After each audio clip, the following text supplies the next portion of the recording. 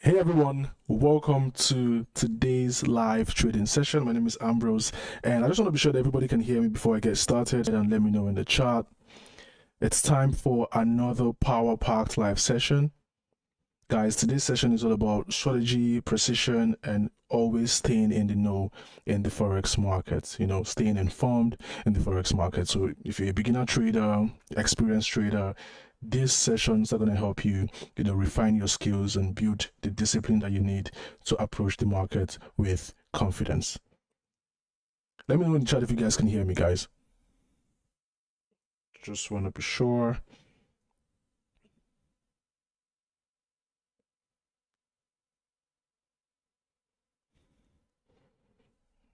Or if you can hear me, go ahead and drop your city or a fire emoji in the chat, and then I can know that you guys can hear me.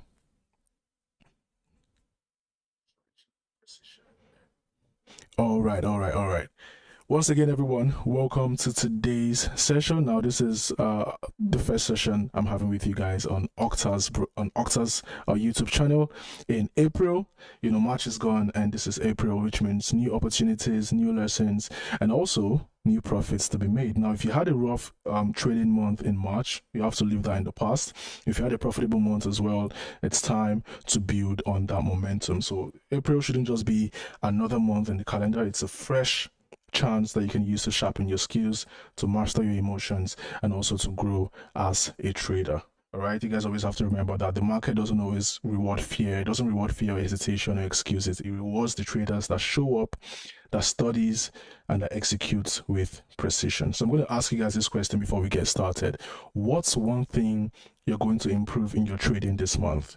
Let me know in the chat. What's one thing you're going to improve in your trading this month? It could be risk management. It could be refining your entries, discipline, patience, psychology, whatever it is. Drop it in the chat right now, because setting an intention is the first step to growth. So let me know in the chat, what's one thing you're going to improve in your trading this month?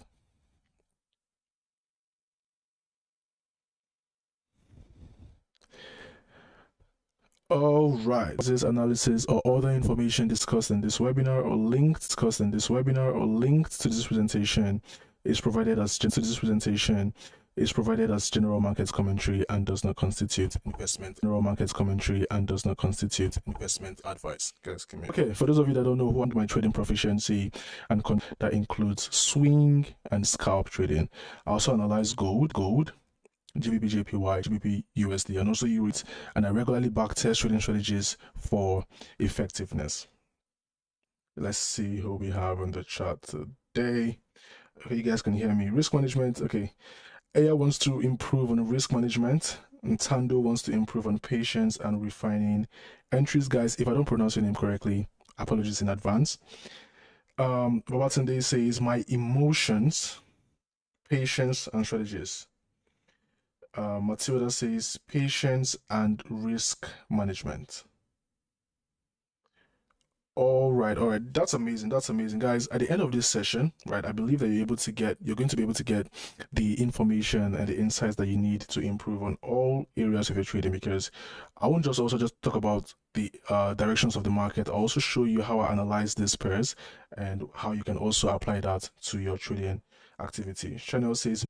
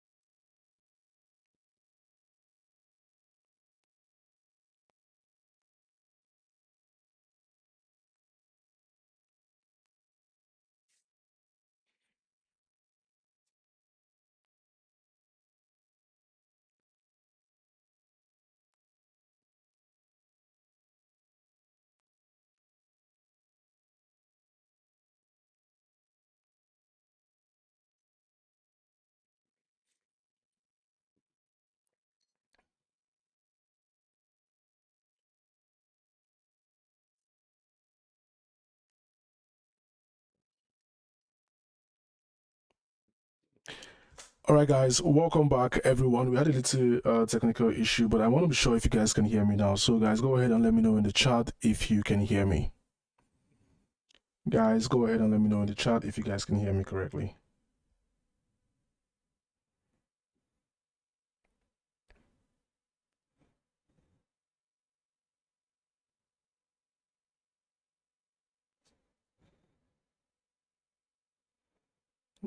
Just want to be sure everybody can hear me before I begin or before I continue.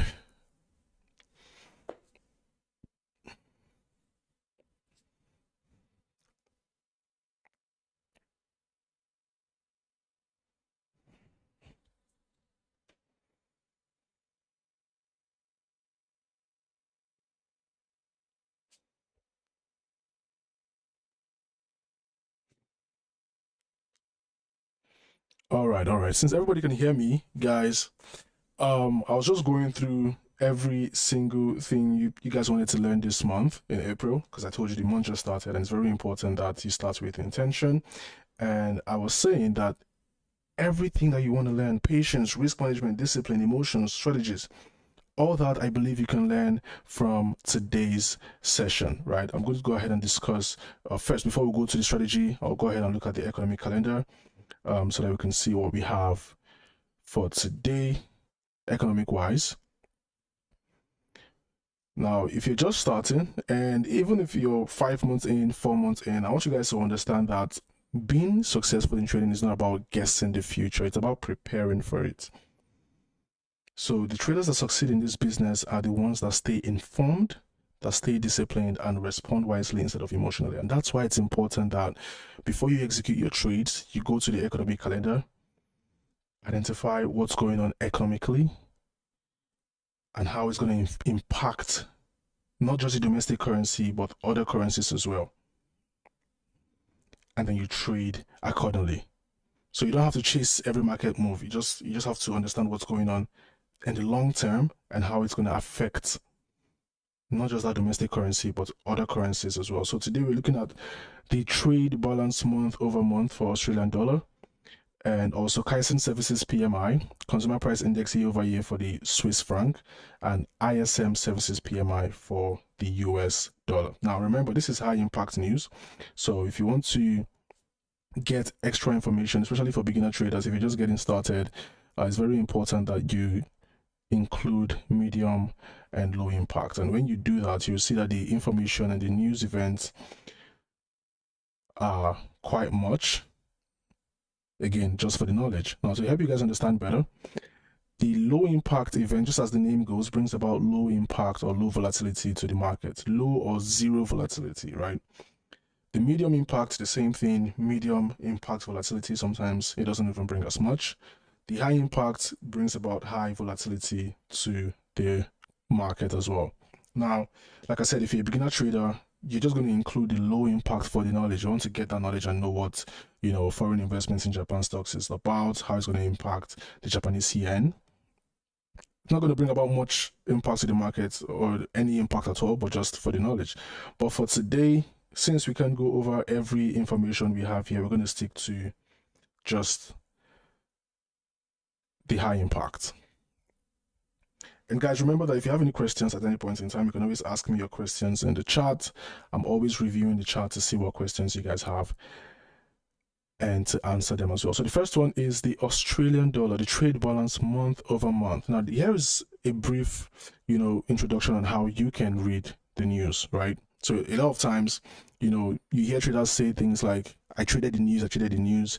There are two ways to trade the news. The first way, which is the most popular one, is where you see a lot of traders wait for NFP release, wait for CPI release, and then they just trade on that particular day, right? So that's the first one.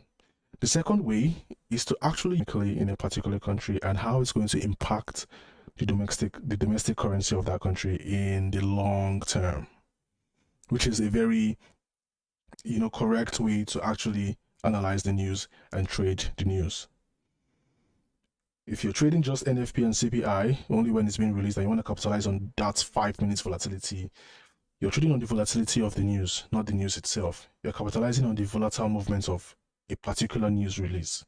But if you want to understand how to analyze fundamentally, then you have to use the economic calendar. The Octa economic calendar is also an amazing one that you can use. Very, very streamlined. Now, we're going to start with the Australian trade balance month over month. As you can see over here, you can click on it, and then Octa gives you a definition of one of the important areas of this economic calendar is the impact, the turnout of this report. If a steady demand in exchange for Australian exports is seen, that would turn into a positive growth in the trade balance and should be positive for the AUD.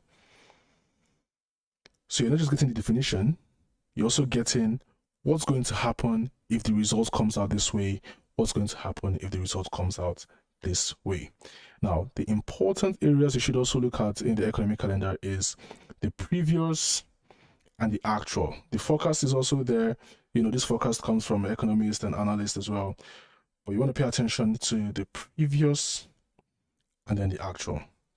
So what's the trade balance? The trade balance measures how much money a country makes from exports, selling goods, versus how much it spends on imports, which is when you're buying goods. So when you have something like a trade surplus, it means more exports than imports, which is good for the currency. When you export more than you import, when you sell more than you buy, it's called trade surplus and it's good for the currency. Then we have trade deficits, more imports than exports. If you're importing more, if you're buying more than you're selling, it's called a trade deficit and it's bad for the currency. So what happened today? Australia was expected to make 5.6 billion from exports, but they only made around 2.9 billion. Now, what this means is that the country earned way less than it expected, which is going to weaken the economy. Let me give you guys an example. Let's say you sell clothes in Lagos and you usually make around 500,000 naira per month. This is Nigerian example, right? So you sell clothes in Lagos and you make around 500,000 naira per month. But this month, you only made 250,000 naira. What it means is you have less cash flow, meaning your business is not doing as well. And that's what happened to Australia. So how is this going to impact the Australian dollar? The AUD would likely weaken because less money is coming into the economy. We might see a lot of traders start to sell AUD USD or AUD JPY, you know, expecting a drop. So if you're a trader and you're trading AUD USD, what you want to be looking for is sell opportunities after confirmation. And if you see, I mean, we're going to check this chart as well and analyze it, but I'm just giving you guys a general overview of what to expect from the AUD. You know, this might be a stronger opportunity for you to sell AUD and buy stronger currencies like GBP or even the USD against AUD. And if you're already in an AUD trade, you have to be cautious and also manage your risk properly because it's expected that the AUD is going to weaken in the coming weeks. But again, guys, we're going to look at the economic calendar and then we'll have clear confirmation and clear bias on that as well. Let me know if you guys understood the Australian dollar trade balance month over month explanation. And then we'll go over to Kaisen Services PMI. How many of us trade the Chinese yuan? Let me know in the chat. So this is just I'm going to give you guys a general explanation of what PMI is, Purchasing Managers Index, so that you know you can use it for USD, for GBP as well. So the PMI, what it does is it tells us if businesses in a country are doing well. It's measured from 0 to 100. So when it's above 50, it means the business is growing. It's good for the currency. If it's below 50, it means the business is slowing down and it's bad for the currency. So what happened today? Kaisen Services PMI came out at 51.9, which means China's services sectors grew better than expected. Businesses like banks, you know, tech companies, hotels are thriving. I'll give you guys an example. Imagine let's say a fintech company, a fintech industry in Nigeria is booming, getting more investors, getting more users. That's exactly what's happening in China's economy. And how is this going to impact the Chinese yuan? If you look at, again, I always tell you guys the last sentence here. A reading about is generally expanding and is bullish. Meanwhile, knows that activity among service providers is generally as bearish. So if you're trading the Chinese yuan. If you're even trading AUD USD, you want to wait for confirmation before selling, because China's strength might also slow Australian dollars fall in prices as well. But if you're trading, excuse me, if you're trading like US CNY thing, meaning the USD could drop. We have consumer price index year over year for the Swiss franc. How many of us trade Swiss franc? It's not really a popular. I mean, I don't think a lot of people trade USD CHF as compared to like gold or GBP JPY, but it's still a good pair for opportunities, guys. I have to tell you guys this: don't neglect any currency pair, right? Don't look at a currency pair and say, well, because it's slow. I mean, Euro USD looks like it's slow, but in terms of movement, it looks like it's slow, but it's actually the most liquid pair in the market, right? So don't look at any pair and say this pair is slow. It's a cross pair. I don't need to look into it. Let me just focus on gold. A lot of people are trading gold. It's all about what works for you in this market, guys. If you're able to figure out a pair, even if it's Euro CHF, USD CHF, even if it's USD ZAR, like the South African rand, whatever it is you're trading, then it gives you more time and more flexibility and more experience to even understand another pair. But if you keep going around trading all pairs at once, you may not master one. Right? You guys know the famous saying, jack of all trades, but it has a two side. Jack of all trades, master of none. All right, let's talk about the consumer price index for the Swiss franc year over year. Again, we want to pay attention to the previous, this was at 0.3, 0.5, but the actual released is 0.3. This is consumer price index. If you don't know what consumer price index is, it's a measure of inflation. The prices of everyday goods, you know, food, fuel, rent, all these things are rising. Now, if there's high inflation, the central bank, because when you increase the rate, it attracts investors and the currency tends to strengthen. If there's rate, investors don't see any need to invest in that currency and the currency weakens. So what happened today? The Swiss franc, just want to be sure you guys can still hear me.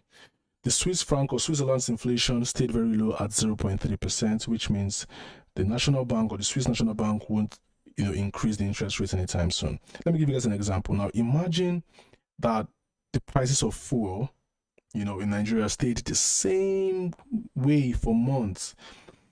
It could give you an indication that inflation is stable for a while, but if, example, right, if it happens, it give you an indication that inflation is stable and the central bank would not have, you know, they wouldn't need to increase the interest rates to control the prices. So what's going to happen with the Swiss franc? Now, the Swiss franc could weaken because low inflation equals no rate hikes. And traders might, you know, go on to buy Euro CHF, USD CHF because we expect CHF to reduce. Okay, someone said some of the spreads of the crosses are high. Yes, so one of the things with major pairs and these crosses or minor pairs is, you know, the spreads fluctuate. But I'll give you guys a different approach to the market, right? This is not to tell you that spread is not important, but if you look at it from the grand 5 pips can be 2 pips, right?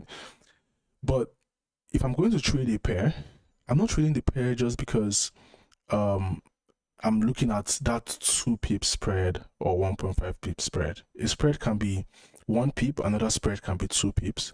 I'm looking at that pair because I want to understand how this pair can make money for me. And when I mean make money for me, I'm looking at a huge amount of pips. 500 pips into the future. How can I take advantage of maybe 200 out of that 500 pips? When you look at that, you're not going to be worried about the 2 pip spread or the 1 pip spread. All right, a different approach to, you know, trading these pairs.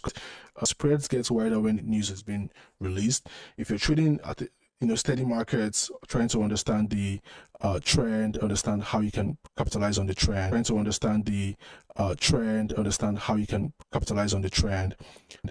Look at it from the grand scheme of things. Here is the next 500 pips this market is going to move, and how can I capitalize on that? So if you're trading USD, so back to the economic calendar, if you're trading USD CHF, you have to look for buy setups because the CHF might weaken. If you're holding trades on CHF as well, which is the Swiss franc, you might consider diversifying because, you know, in the coming weeks, it's expected that the CHF or the Swiss franc would lose some value as well. Now, finally, we're going to look at the ISM Services PMI. Like I said, guys, at the course of this session, if you have any questions, you can always ask me in the chat and I'll go ahead and answer all your questions. All right. So the ISM Services PMI shows you how well service-based businesses like banks, it was expected to drop based on the forecast, but not as much as this, right? The previous was 53.5. It was expected to reduce a bit, but not as much as 50.8. Now, even if this is above 50, what it means is if this continues, the Federal Reserve, which is the US Central Bank, might cut interest rates, which weakens the USD. So yes, this is above 50, but it's still below the previous, which means the US dollar that is already weak might continue to weaken even more.